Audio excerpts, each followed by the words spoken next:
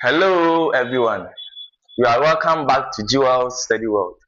Today our lesson will be on dimensional analysis, the uses of dimensions. The uses of dimensions. So in our first video, we learned how to find the dimension of some basic or some quantities.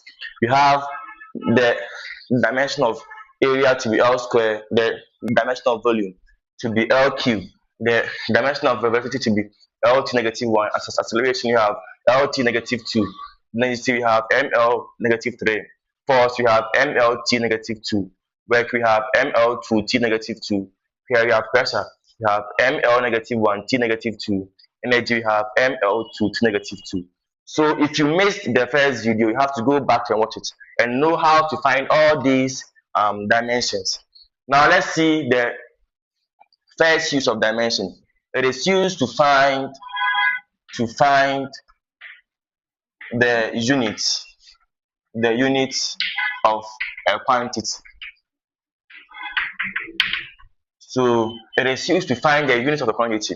So we are going to use this dimension to find the units of all these quantities.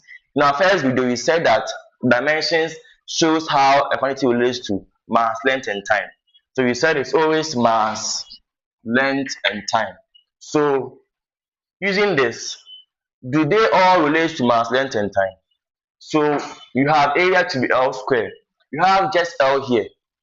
Here you have just L. Here you have L and T. We have LT. We have ML. You have MLT. Here you have MLT, MLT, MLT. But we are saying that it should relate to mass, length, and time. Note that mass, length, and time, they are all here. So here, this can be written as M0, L2, T0. Yes. So the M here is power 0. T here is power 0. So the M power 0 will give us 1. And here to T power 0 also gives us 1. So you have 1 times L squared times 1 giving us L squared. So it's always MLT, mass, length, and time. So this should be how it should be written in full. But since this is 1 and this is 1, you get L squared. And here too, it should be M0, L3, T0 in full.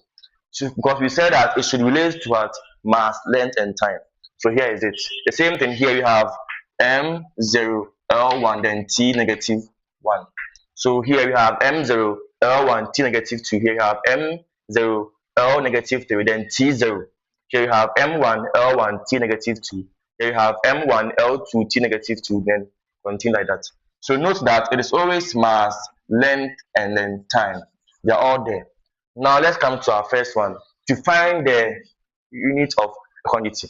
Note that the dimension of mass is capital M. The dimension of length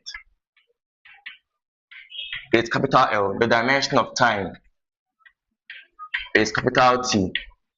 So the mass has an SI unit of kilogram. Length has an SI unit of meters. And then time is seconds. So wherever we find M, we write kilogram. Wherever we find L, we write meters. Wherever we find time, we write seconds. So here, for the area, we have the area to be L squared and its units. Since L, we have L is in meters. So its unit becomes meter square. Yes. For the volume we have L cube and L in units is meters. So we have meter cube as the unit of volume. For the velocity too, we have M be meters, the L become meters, the T becomes seconds, or negative 1. So you have meter per second. For the acceleration too, you have here to be the L becomes meters, time becomes seconds. Then for negative to have meter per second square. For the here is the density, and you have M to be kilogram, then you have the L to be meters. So I have kilogram per meter cube. For the force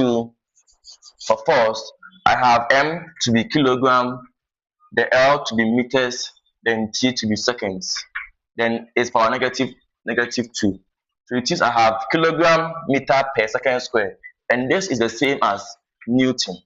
So here work, I have work to be equal to, so the M becomes kilogram, the L becomes meters, then it is squared, so meter squared, then the T becomes negative 2. Sorry, the T becomes seconds, so second power negative 2. So kilogram meter square per second square, and this becomes joules. This becomes joules. So capital J. So I have here to pressure. Pressure I have K, the N becomes kilogram, the L becomes meters, power negative 1, then T becomes seconds, then power negative 2. So I have kilogram per meter per second square, giving me Pascal. Then here I have energy to be equal to, say M becomes kilogram, the L becomes meter square, and T becomes per second square. So I have kilogram meter square per second square, giving me joules. So you see that work and energy have the same dimension and the same units. So they all have joules, kilogram meter square per second square. So now this is the first use of dimension, to find the unit of a quantity. So this brings us to the end of today's video on finding the unit of a quantity. So the next use of dimension will be in our next video. So stay tuned to watch the next video. Make sure to like, share, subscribe. This is Jewel's Study World. Bye bye.